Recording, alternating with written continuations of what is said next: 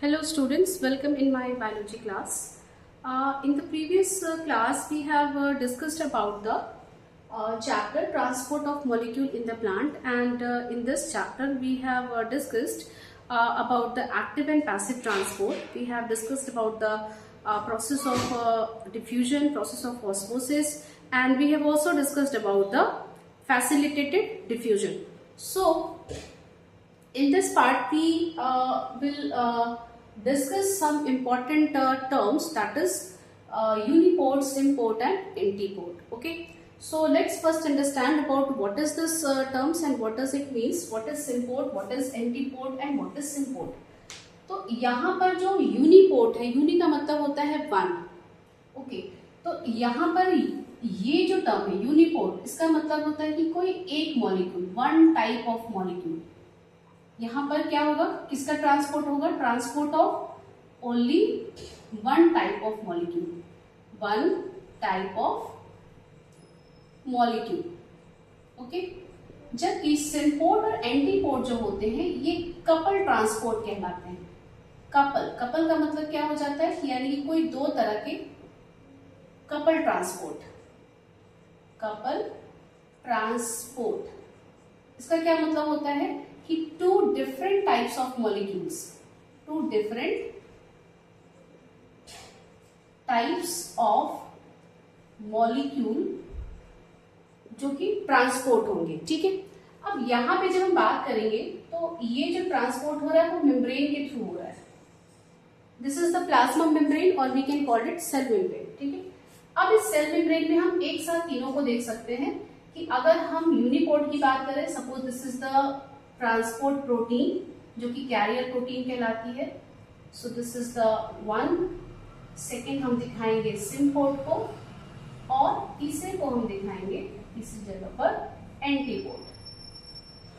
ठीक है, तो इस प्लाज्मा मेम्ब्रेन के थ्रू जो स्पेसिफिक मॉलिक्यूल होते हैं वो कैसे ट्रांसपोर्ट होते हैं. तो यहाँ पे अगर यूनिपोर्ट है, ये सपोज करिए कि ये आउट है और ये सेल के अंदर का इन वाला पार्ट है. ठीक है, तो यूनिपोर्ट का मतलब होता है कि कोई एक मॉलिक्यूल जो है वो सेल के अंदर या फिर बाहर जा रहा है. ठीक है, अंदर भी हो सकता है, बाहर भी जा सकता है, यानी केवल एक डायरेक्शन में एक मॉलिक्यूल जा रहा है. यानी केवल एक मॉलिक्यूल का अगर ट्रांसपोर्ट हो रहा है, चाहे वो आउट से इन की तरफ हो या इन से आउट की तरफ हो, उसको हम कहेंगे uniport. So this is called uniport. ठीक है, अगला क्या है हमारा सिम्पोर्ट. सिम्पोर्ट का मतलब होता है कोई दो molecule, suppose this is one molecule and this is the another molecule. ठीक है, तो कोई दो मॉलिक्यूल जब एक ही डायरेक्शन में ट्रांसपोर्ट होते हैं, this is the one and this is the second molecule, तो जब एक ही ट्रांसपोर्ट प्रोटीन से जब कोई दो तरह के मॉलिक्यूल का ट्रांसपोर्ट होता है तो उसको हम कहते हैं सिम्पोर्ट. एक ही डायरेक्शन में हो रहा है, तो अब इसको हम क्या बोलेंगे? Symport. Symport, two different molecules transported through a single carrier protein in one direction. Okay, तो यहां पर ये हो गया सिम्पोर्ट. और एंटीपोर्ट का क्या मतलब होता है कि कोई दो अलग अलग मॉलिक्यूल हैं लेकिन दोनों ही एक दूसरे के एंटी जा रहे हैं, यानी एक अगर आउट से इन की तरफ जा रहा है तो दूसरा क्या करेगा? इन से आउट की तरफ जाएगा. ठीक है, तो ये हमारा हो गया antiport. So this is called antiport. Antiport. So this is the symport, antiport and uniport. Uniport means a single type of molecule which is moved through the carrier protein. Symport, two different types of the molecule move in a single direction, यानी same direction. Antiport, two different types of the molecule move through the carrier protein, एक दूसरे के क्या हो जाएंगे? In opposite direction. तो अब ये हमारा हो गया यूनिपोर्ट, सिम्पोर्ट, एंटीपोर्ट. यहाँ पर सिम्पोर्ट और एंटीपोर्ट कपल ट्रांसपोर्टर है, यानी कि यहाँ पे दो दो अलग अलग तरह के मॉलिक्यूल जाएंगे, जबकि यूनिपोर्ट आपका सिंगल मॉलिक्यूल को लेके जा रहा है. तो सबसे पहले हम यूनिपोर्ट को हम डिस्कस करेंगे कि यूनिपोर्ट क्या होता है. तो यूनिपोर्ट का क्या मतलब है कि when a single type of the molecule transported through the membrane which is called a uniport. Okay, तो यहाँ पर हम जब बात करेंगे तो यूनिपोर्ट एनर्जी के साथ जाता है या फिर एनर्जी के बगैर जाता है, तो यहाँ पर ये दो तरह का हो जाएगा। यूनिपोर्ट में दो कैटेगरी आ जाएगी। यहाँ पर ये पैसिव ट्रांसपोर्ट भी हो सकता है, पैसिव ट्रांसपोर्ट भी हो सकता है, और यहाँ पर ये एक्टिव ट्रांसपोर्ट भी हो सकता है। ठीक है, एक्टिव ट्रांसपोर्ट और पैसिव ट्रांसपोर्ट का क्या मतलब था, ये हमने पहले वीडियोस में हमने डिस्कस किया हुआ है। पैसिव ट्रांसपोर्ट का मतलब होता है कि जब भी कोई चीज या जब भी कोई मॉलिक्यूल अपने हायर कंसंट्रेशन से लोअर कंसंट्रेशन की तरफ जाता है विदाउट एक्सपेंडिचर ऑफ एनर्जी, यानी यहाँ पर किसी भी तरह की एनर्जी इनपुट यानी नहीं लग रही है, एनर्जी का इस्तेमाल नहीं हो रहा है, तो इसको हम कहते हैं पैसिव ट्रांसपोर्ट। ठीक है, तो यहाँ पर हमने क्या किया कि यूनिपोर्ट पैसिव मेथड से भी जा सकता है, और यही यूनिपोर्ट का एग्जांपल आपको एक्टिव ट्रांसपोर्ट में मिलेगा। एक्टिव ट्रांसपोर्ट का क्या मतलब था कि जब भी कोई मॉलिक्यूल अपने लोअर कंसंट्रेशन से हायर कंसंट्रेशन की तरफ जाए, लेकिन लोअर से हायर जाने के लिए क्या होता है, उसको एनर्जी यूज करनी पड़ती है, तो इसको हम कहते हैं एक्टिव ट्रांसपोर्ट। ठीक है, तो यहां पर पैसिव ट्रांसपोर्ट का मतलब हो गया down the concentration gradient, down the concentration gradient. ठीक है, डाउन द कंसंट्रेशन ग्रेडियंट, या इसी को हम डाउन हिल भी बोलते हैं। डाउन हिल यानी हायर से लोअर की तरफ जा रहा है, हायर से लोअर की तरफ जा रहा है, इसको हम कहते हैं जब भी कोई मॉलिक्यूल अपने हायर कंसंट्रेशन से लोअर कंसंट्रेशन की तरफ जाता है, तो उसको हम कहते हैं कि मॉलिक्यूल कैसे जा रहा है, डाउन द कंसंट्रेशन ग्रेडियंट या डाउन हिल जा रहा है। एक्टिव का क्या मतलब होता है, इसको हम कहते हैं against the concentration gradient, against the concentration gradient, concentration gradient यानी कंसंट्रेशन ग्रेडियंट के अपोजिट जा रहा है। ठीक है, इसको अपहिल भी हम कह सकते हैं, अपहिल, अपहिल। ठीक है, यानी कि जब भी कोई मॉलिक्यूल अपने लोअर कंसंट्रेशन से अपने हायर कंसंट्रेशन की तरफ जाता है, तो उसको हम क्या कहते हैं, एक्टिव बोलते हैं, या फिर अगेंस्ट द कंसंट्रेशन ग्रेडियंट बोलते हैं, या फिर अपहिल बोलते हैं। देखिए ऊपर की तरफ जा रहा है, ज्यादा की तरफ, लो से हाई की तरफ जा रहा है, ऊपर की तरफ जा रहा है ना, तो उसको हम क्या बोलेंगे, अपहिल। और जब ऊपर से नीचे की तरफ जा रहा है, डाउन की तरफ जा रहा है, तो उसको हम क्या बोलते हैं, डाउनहिल बोलते हैं। यानी कि कोई चीज अगर अपने ऊपर से नीचे की तरफ जा रही है, या कोई चीज अपने नीचे से ऊपर की तरफ जा रही है, तो ये अपहिल हो गया, और ये कैसा हो गया, डाउनहिल हो गया। ठीक है, तो यहाँ पर ये पैसिव भी हो सकता है और एक्टिव भी हो सकता है। यूनिपोर्ट पैसिव भी हो सकते हैं और एक्टिव भी हो सकते हैं।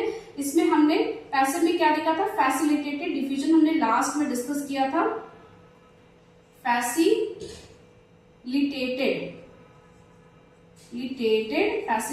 डिफ्यूजन की बात किया था हमने। तो फैसिलिटेटेड डिफ्यूजन क्या होता है, फैसिलिटेटेड डिफ्यूजन का मतलब होता है कि जब भी कोई स्पेसिफिक मॉलिक्यूल मेम्ब्रेन से क्रॉस करता है, तो उसको एक स्पेसिफिक करियर प्रोटीन या ट्रांसपोर्टर प्रोटीन की जरूरत होती है। जैसे कि ये क्या है, ये आपका मेम्ब्रेन है, और इस मेम्ब्रेन के बीच में ये ट्रांसपोर्ट प्रोटीन है। तो किसी स्पेसिफिक मॉलिक्यूल को जब अपने हायर से लोअर जाना होता है, यानी बाकी सारी चीजें डिफ्यूजन जैसी ही चलेंगी, लेकिन अब उसके लिए क्या चाहिए, एक ट्रांसपोर्ट प्रोटीन की जरूरत है ट्रांसपोर्ट होने के लिए, तब इसको हम कहते हैं फैसिलिटेटेड डिफ्यूजन। ठीक है, तो हम एग्जाम्पल की बात करेंगे। एग्जाम्पल क्या हो जाएगा, इसका एग्जाम्पल जो हो जाता है, ये आपका हो जाएगा GLUT transport, GLUT, GLUT transport. ये होता है ग्लूकोज को ट्रांसपोर्ट कराने के लिए, ग्लूट ट्रांसपोर्ट, जो कि आरबीसी के सरफेस पे होता है, on RBC surface, on RBC surface. ठीक है, तो ये आपका एग्जाम्पल हो गया passive facilitated diffusion of uniport. Okay, तो एग्जाम्पल है GLUT transport that is on the RBC, found on the RBC surface. Active transport की जब हम बात करेंगे, यानी कि अगर इसमें हम एक्टिव की बात कर रहे हैं कि यहाँ पे लोअर से हायर कंसेंट्रेशन की तरफ जाए, ठीक है, हायर से लोअर भी जा सकता है, लेकिन अगर कोई दूसरा कोई मॉलिक्यूल है जो अपने लोअर से हायर की तरफ जा रहा है, लेकिन एक ही ट्रांसपोर्ट हो रहा है, किसी करियर प्रोटीन से कोई एक ही चीज ट्रांसपोर्ट हो रही है, तो यहाँ पर क्या हो जाएगा, active type of the uniport. ठीक है ना, तो इसका एग्जाम्पल हो जाएगा sarcoplasmic reticulum, sarcoplasmic reticulum of calcium ion transport, यानी ये आपका पंप का काम करेगा। ठीक है, तो इसमें क्या होता है, ये जो पाया जाता है आपका सार्कोप्लाज्मिक रेटिकुलम में पाया जाता है, जो कि कैल्शियम का ट्रांसपोर्ट करता है, for calcium transport, for calcium transport. अब ये कहां पाया जाएगा, सार्कोप्लाज्मिक रेटिकुलम, और सार्कोप्लाज्मिक रेटिकुलम कहां पाया जाता है, this is the endoplasmic reticulum of muscles. ठीक है, तो मसल्स की जो एंडोप्लाज्मिक रेटिकुलम होती है उसको हम क्या बोलते हैं, सार्कोप्लाज्मिक रेटिकुलम कहते हैं। तो यहां पर SERCA ये जो पंप है ये आपका क्या करता है, ये एक यूनिपोर्टर है जो कि एक्टिवली कैल्शियम आयन को ट्रांसपोर्ट करता है, और कहां पाया जाता है, ये मसल्स में पाया जाता है, found in muscles, found in muscle cell, muscle cell. Okay, तो ये आपके दो एग्जांपल हो गए कि यानी यूनिपोर्ट आपका पैसिव तरीके से भी हो सकता है, एक्टिव तरीके से भी हो सकता है। पैसिव तरीके से हो रहा है का मतलब ये डाउन द कंसेंट्रेशन ग्रेडियंट हो रहा है, हायर से लोअर या डाउन ही हो रहा है, तो इसका एग्जांपल हो जाएगा फैसिलिटेटेड डिफ्यूजन, यानी facilitated diffusion type of the uniport, जहां पे GLUT2 ट्रांसपोर्ट प्रोटीन है। ठीक है, एक्टिव तरीके से अगर हो रहा है यानी एनर्जी इनपुट करके हो रहा है, तो इसका एग्जांपल हो जाएगा sarcoplasmic reticulum calcium ion pump for the calcium transport found in the muscle cell. Okay, तो ये आपका हो गया यूनिपोर्ट। अब हम बात करेंगे सिनपोर्ट और एंटीपोर्ट की। तो सिनपोर्ट और एंटीपोर्ट जो होते हैं ये आपके सेकेंडरी एक्टिव ट्रांसपोर्ट में आते हैं, secondary active transport. Secondary active transport का क्या मतलब होता है, तो सेकेंडरी एक्टिव ट्रांसपोर्ट है, इसका मतलब यहाँ पे कुछ चीजें प्राइमरी एक्टिव ट्रांसपोर्ट भी हो सकती है, जैसे यहाँ पे जो आपने ट्रांसपोर्ट पढ़ा एक्टिव ट्रांसपोर्ट, एक्चुअली ये प्राइमरी एक्टिव ट्रांसपोर्ट है। तो यहाँ पर प्राइमरी एक्टिव ट्रांसपोर्ट और सेकेंडरी का क्या मतलब होता है, प्राइमरी एक्टिव ट्रांसपोर्ट और सेकेंडरी एक्टिव ट्रांसपोर्ट का मतलब क्या होता है, सेकेंडरी एक्टिव ट्रांसपोर्ट। ठीक है, प्राइमरी एक्टिव ट्रांसपोर्ट का मतलब होता है कि कोई भी मॉलिक्यूल जब डाउनहिल जाता है, मॉलिक्यूल कहां से जा रहा है, डाउनहिल जा रहा है। ठीक है, डाउनहिल जा रहा है। ठीक है, तो डाउनहिल का मतलब क्या हो गया कि अपने लोअर कंसंट्रेशन से हायर कंसंट्रेशन की तरफ जा रहा है with energy that is ATP यहां पे यूज हो रही है। ठीक है, यहां पे डायरेक्ट एटीपी का खर्च हो रहा है, इसको क्या कहेंगे, primary active transport. Active transport का मतलब ही है कि यहाँ पर एनर्जी लगानी पड़ेगी, एक्टिवली अगर आप कोई काम करते हैं तो आपको एनर्जी लगानी पड़ती है। तो प्राइमरी एक्टिव ट्रांसपोर्ट का मतलब हो गया कि किसी भी मॉलिक्यूल को जब अपने लोअर से हायर जाना होता है तो वहां पर डायरेक्ट एटीपी को वो ब्रेक करके उससे एनर्जी को यूज करता है, जैसे यहाँ पर एक्टिव ट्रांसपोर्ट की हम बात कर रहे हैं। लेकिन जब सेकेंडरी एक्टिव ट्रांसपोर्ट की बात करते हैं तो यहां भी मॉलिक्यूल कैसा जाता है, डाउनहिल ही जाएगा, क्योंकि एक्टिव ट्रांसपोर्ट है तो डाउनहिल ही जाएगा। लेकिन यहां पर डायरेक्ट एनर्जी का यूज, डायरेक्ट एटीपी का यूज नहीं हो रहा है, no ATP, no direct ATP use, direct ATP used. अब इस चीज को थोड़ा सा समझ लेते हैं। ठीक है, अब इसका क्या मतलब है,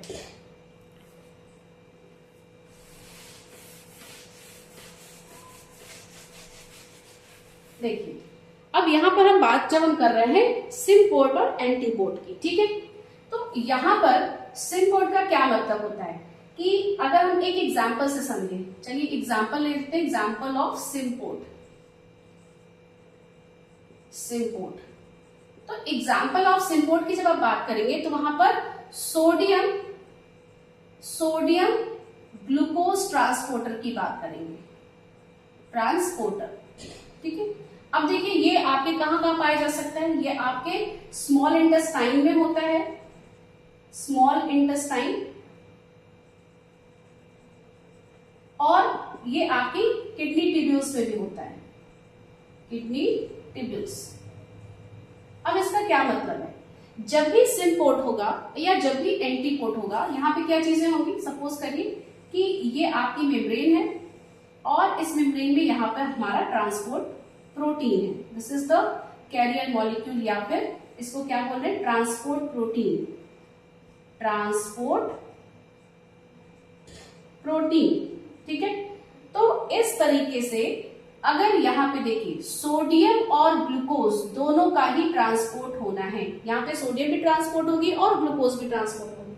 सोडियम अपने हाई से लो की तरफ जाएगा, तो सोडियम क्या हुआ, बिल्कुल डाउन हिल मूवमेंट कर रहा है। जब हाई से सोडियम कहाँ जा रहा है, लो की तरफ जा रहा है, यहाँ पर लो कॉन्सेंट्रेशन है। ठीक है, तो इसको क्या बोलेंगे, डाउन द कंसेंट्रेशन या पैसिव ट्रांसपोर्ट बोलेंगे।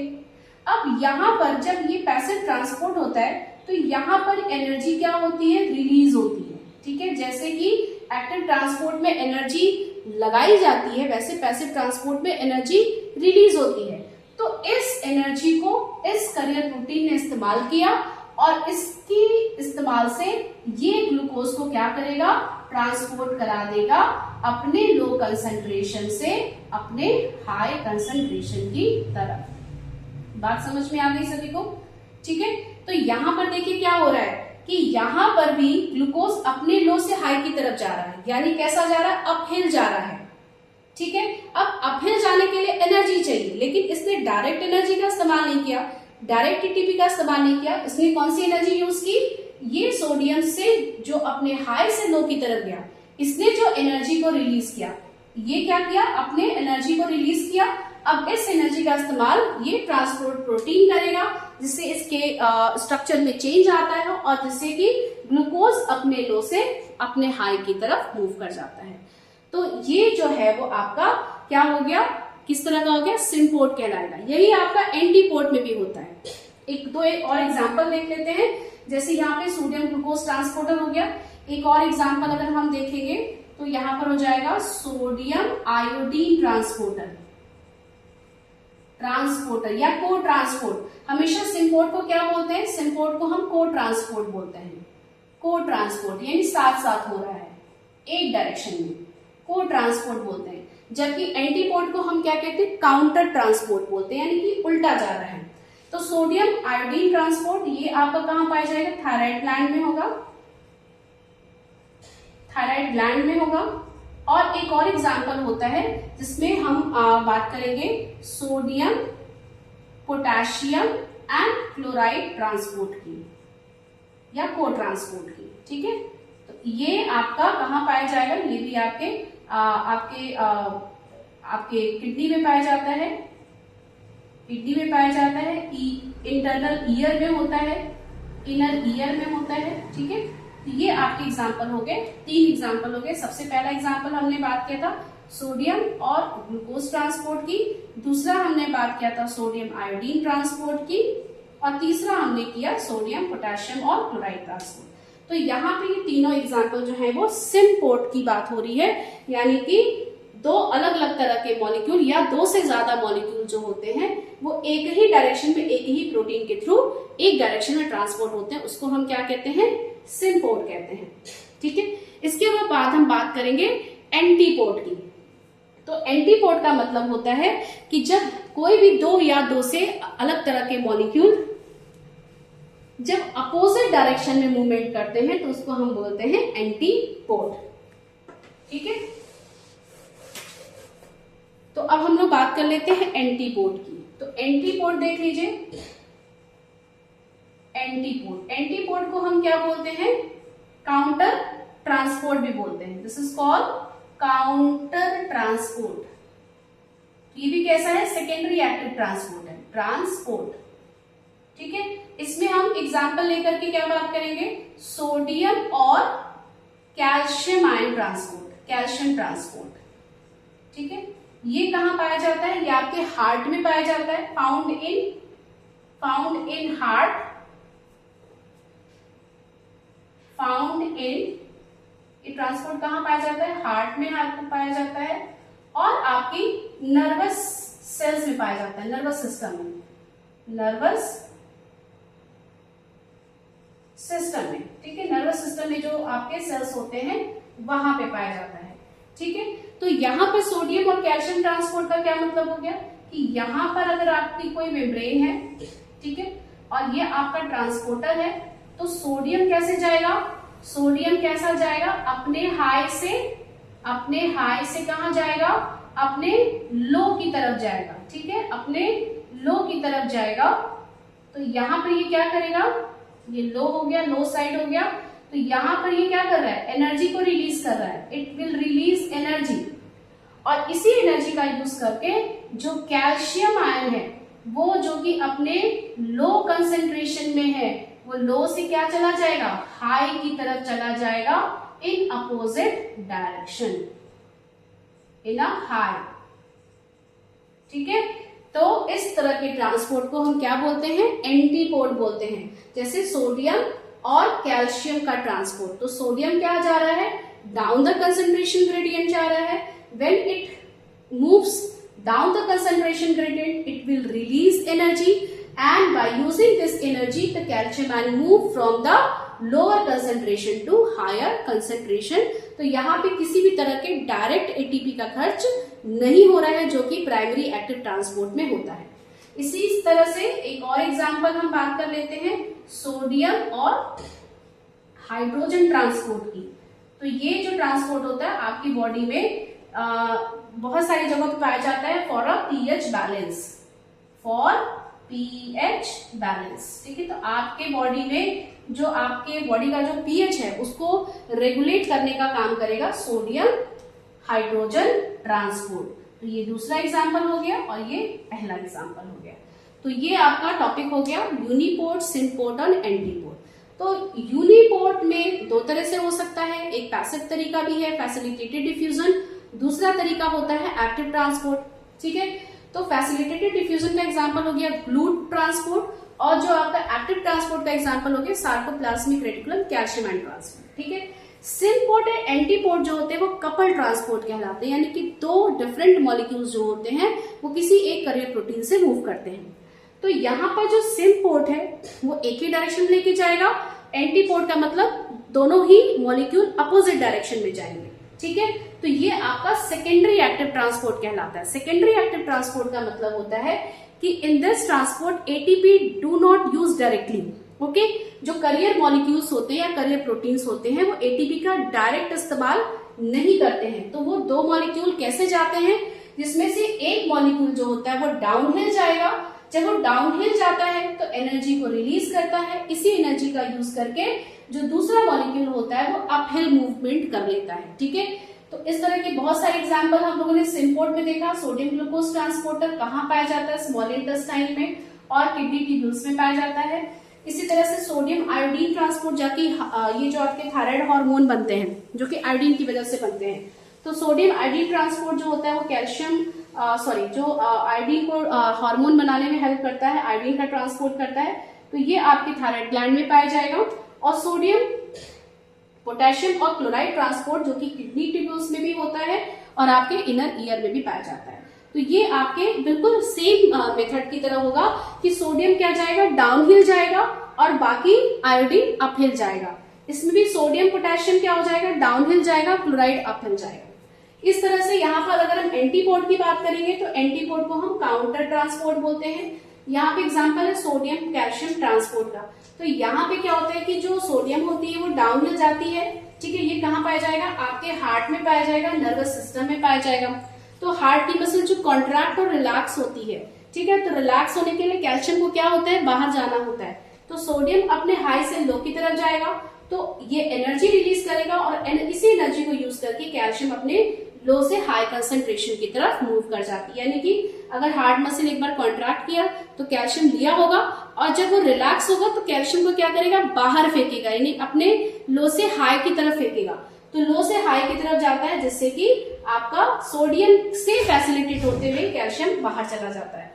तो इस तरह से दूसरा आपका हो जाएगा सोडियम हाइड्रोजन ट्रांसपोर्ट। इसमें भी सोडियम क्या होगा, डाउन द कंसंट्रेशन ग्रेडियंट जाएगा और जिसकी मदद से हाइड्रोजन अपहिल मूव करता है, जिससे कि आपके बॉडी में जो पीएच बैलेंस होता है वो हो जाता है, ठीक है। So this is the topic of uniport, symport and antiport. In the next class we will discuss some other terms related to the transport of molecules in the plant. Thank you so much.